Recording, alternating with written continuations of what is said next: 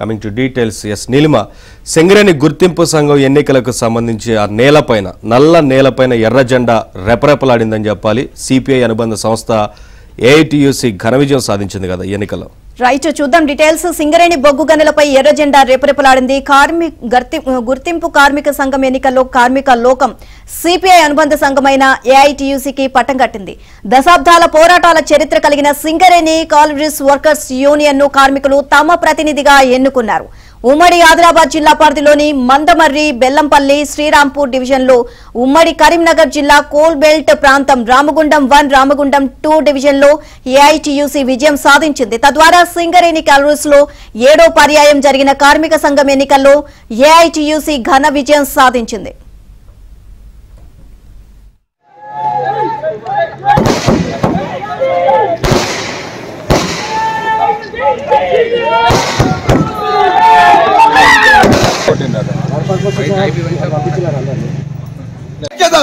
Singareni collieries workers union జిందాబాద్. Singareni collieries workers.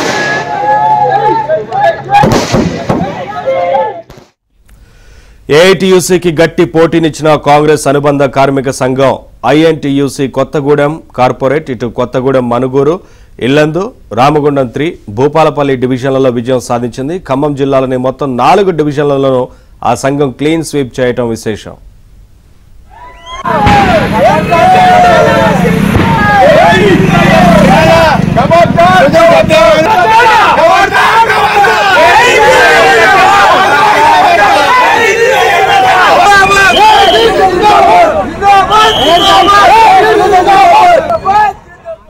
అయితే ప్రధాన ఏరియాలతో పాటు మెజారిటీ ఓట్లు సాధించిన ఏఐటియుసిని విజయం వరించింది.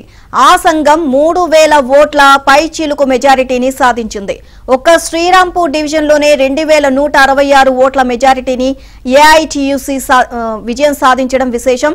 మందమర్రి ఏరియాలో 261 ఓట్లతో ఏఐటియుసి విజయం సాధించింది. సింగరేణి చరిత్రలో గుర్తింపు సంఘంగా ఎన్నికవడం ఏఐటియుసికి ఇది 4వసారి. వర్కర్స్ యూనియన్ జిందాబాద్. సింగరేణి కాలరీస్ వర్కర్స్ యూనియన్ జిందాబాద్.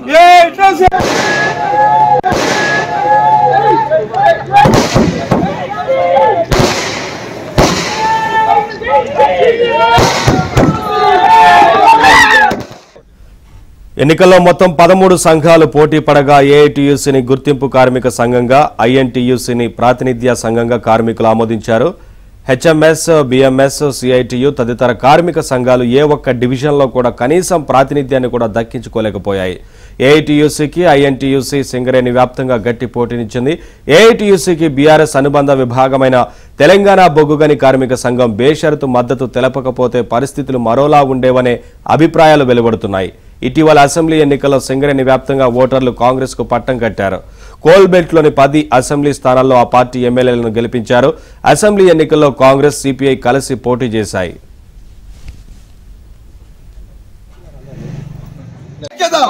సింగరేణి కాలరీస్ వర్కర్స్ యూనియన్ జిందాబాద్. సింగరేణి కాలరీస్ వర్కర్స్ యూనియన్ జిందాబాద్.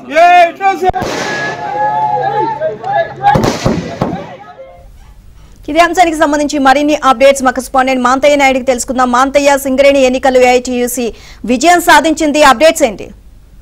ఎస్ నీలిమ, సింగరేణిలో ఎర్ర జెండా ఎగిరింది. 1999 ఓట్ల ఆధిక్యంతో ఏఐటిసి విజయం సాధించింది. మొత్తం పోలైన ఓట్లలో ఏఐటిసికి 16,177 ఓట్లు రాగా ఏఎన్టీసీకి 14,170 ఓట్లు వచ్చాయి, 78 ఓట్లు వచ్చాయి. టీబీజీ కేసు, మొన్నటిదాకా అధికారంలో ఉన్న టీఆర్ఎస్ అనుబంధ టీబీజీ కేసుకు కేవలం 947 ఓట్లు పోలయ్యాయి. మొత్తం మీద కూడా అత్యధిక ఓట్లు సాధించడం ద్వారా ఏఐటిసి సింగరేణిలో గుర్తింపు కార్మిక సంఘంగా హోదాను సాధించింది. అయితే మొత్తం 11 ఏరియాలకు సంబంధించి 6 ఏరియాలను ఐఎన్టీసీ దక్కించుకుంది. మరో 5 ఏరియాల్లో ఏఐటిసి విజయం సాధించింది. అయితే ఐఎన్టీసీ 6 ఏరియాలు దక్కించుకున్నా కూడా అవన్నీ కూడా చిన్న ఏరియాలు కావడం ఓట్లు తక్కువగా వచ్చాయి. మరియు అదేవిధంగా ఏఐటిసి దక్కించుకున్న 5 ఏరియాల్లో అత్యంత కీలకమైన శ్రీరాంపూర్ ఏరియాలోనే ఏఐటిసికి 2177 ఓట్ల మెజార్టీ వచ్చింది. దీంతో ఏఐటిసికి గెలుపుకు సంబంధించి పూర్తి స్థాయిలో కూడా గుర్తింపు హోదాకు అవసరమైన ఓట్లు వచ్చాయి. మొత్తం మీద కూడా సింగరేణి ఎన్నికలకు సంబంధించి కార్మికులు భిన్నమైన తీర్పు ఇచ్చారు. మొన్నటి అసెంబ్లీ ఎన్నికల్లో ముఖ్యంగా మంచిర్యాల జిల్లాకు సంబంధించి కాంగ్రెస్ కు పూర్తి స్థాయిలో పట్టం కట్టిన కార్మికులు. మంచిర్యాల జిల్లాలోని బెల్లంపల్లి రీజియన్ మొత్తం కూడా ఈ రోజు ఏఐటీసీ గెలిచింది. బెల్లంపల్లి, శ్రీరాంపూర్, మందమరి 3 ఏరియాలను కూడా ఏఐటీసీ భారీ మెజార్టీతో కవర్ చేసుకుంది. ఇక్కడ వచ్చిన మెజార్టీ ఆధారంగానే ఏఐటీసీ సింగరేణి గుర్తింపు కార్మిక సంఘంగా అవతరించింది.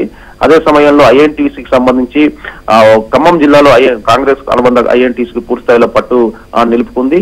మిగతా ఏరియాలో రామగుండంలో రీజియన్ లో ఒక్క ఏరియా, భూపాలపల్లి ఏరియాలో గెలపడం ద్వారా ఐఎన్టీసీ కొంత పట్టు సాధించినా కూడా ముఖ్యంగా టీబీజీకేఎస్ నేతల చేరిక తర్వాత ఐఎన్టీసీ పూర్తి స్థాయిలో కూడా బలహీనపడిందని చెప్పవచ్చు.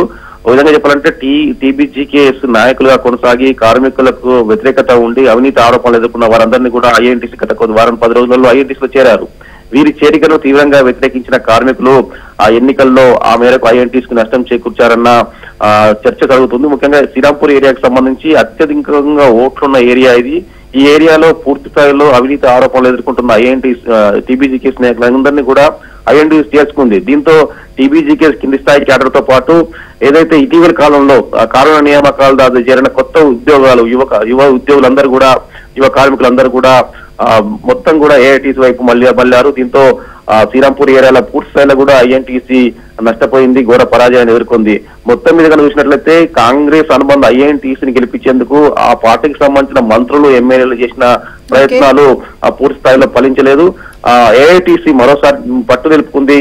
ఇప్పటివరకు జరిగిన 7 ఎన్నికల్లో కూడా ఏఐటీసీ 4 సార్లు విజయం సాధించడం ద్వారా సింగరేణి కార్మికులు తన పట్టలు ఎత్తుకుంది. క్షేత్రస్థాయిలో పోరాటాలు కావచ్చు, క్షేత్రస్థాయిలో బలమైన క్యాడర్ కావచ్చు, ఈ రోజు ఏఐటీసీ మరోసారి విజేతగా నిలిపింది. గుర్తింపు కార్మిక సంఘం హోదా దక్కిందని చెప్పవచ్చు.